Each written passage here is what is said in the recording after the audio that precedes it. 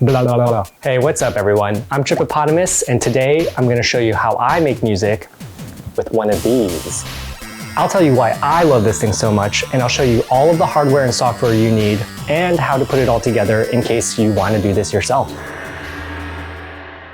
So why even make music with a Game Boy? There are so many affordable, good sounding instruments for electronic music in the world today. Why would you even consider this? I personally love this machine for a lot of reasons. Even though the sound is, by definition, very low resolution, I find that you can create some nice, warm sounds with it. More importantly, I find that you can create sounds that only this machine can create. You may be thinking, I had a Game Boy and it sounded like it sounds tinny or high-pitched, and that may be true, but I find that with the right tones played in the right octaves, you can correct for that tinniness with an equalizer and just playing it with a nice speaker.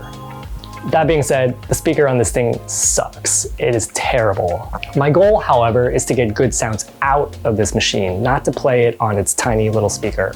I also love Game Boys because they're so ubiquitous. They're everywhere. They're relatively cheap and easy to find. And last and certainly not least, I love this machine because of the way it forces me to approach music and think about music and write music. This was life-changing for me. I've played music my whole life, but it's always been a hobby. And while it's always been fun, I haven't felt particularly compelled to get better at it. It's just something I did, mostly poorly, sometimes with friends. This changed for me with the Game Boy. Once I started using it, something about music, and especially electronic music, just clicked. It changed how I see and think about music and sound, and I became obsessed. Using LSDJ, which we'll get into in a minute, it just has a button scheme that is super intuitive and a UI that's easy to navigate, and I can just sequence music really quickly with it. This, combined with the fact that it is a portable device that is battery operated, means that I can take it anywhere, and I have. I love taking it out to my garden or to the park or even on airplanes to work on songs and ideas. The machine itself is also fairly limited. You could call that a negative, but I see it as a positive. I find having these limitations liberating in a way because you don't have infinite choice and it forces you to be creative. I can write an entire song on this little guy or girl or whatever yours is. So, what exactly do you need to get up and running? First, you need a Game Boy. Here is the classic gray original Game Boy, the DMG. Originally released in 1989, there are a lot of these around and they work pretty well.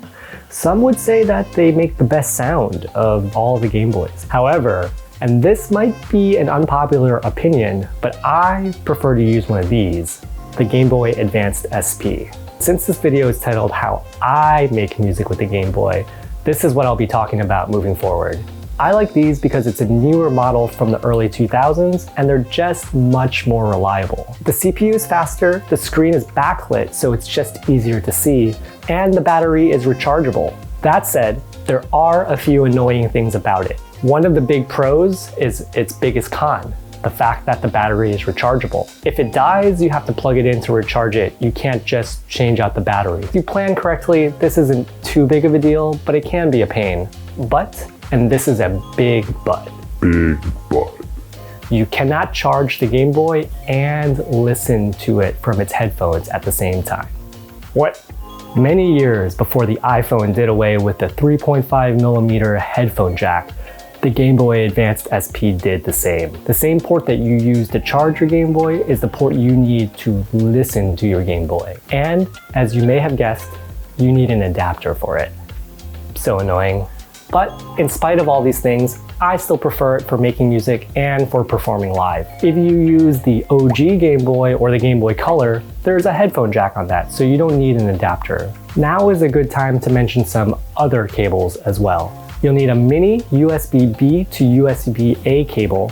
Another useful but not strictly necessary cable to have is the USB charging cable, which I mentioned earlier. And last, having an 1/8" stereo jack to dual mono 1/4" jack is great for plugging into mixers. So third, you need a flash cartridge.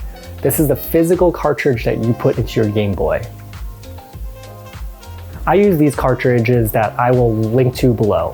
There are others you can use, but these are the ones that I'm familiar with. They're not super cheap, but they are really reliable. And fourth, you need software for your cartridge, specifically LSDJ or Little Sound DJ. There are other ways to make music on a Game Boy, but this is the way that I am most familiar with. LSDJ really deserves its own video, or really a series of videos. A quick description of it is that it is tracker software for your Game Boy that lets you sequence notes into patterns and then chain those patterns into songs. It's a program that's being actively developed by its creator, Johan Kotlinski. Honestly, Johan, the learning curve can be quite high and it looks quite intimidating when you first see it, but once you figure everything out, it's... So how do you put it all together? First, pay for and then download LSDJ. Pay for it. Second, download the GB-USB 64M app for Mac. I'll post the link below. If you're on a Windows PC, there's another program you can use, and I'll link to that below. Plug your cart into your computer and load up the GB-USB 64M program. Once the program's open, select Write ROM to Cart. Navigate to your previously downloaded ROM of LSDJ and select it. Bam! Put in your cartridge and fire it up. And that's it.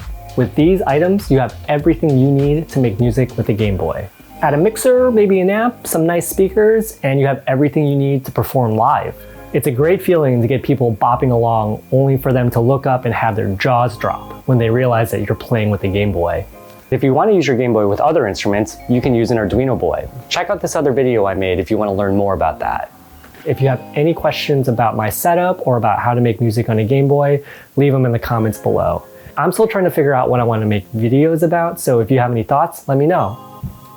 See you next time.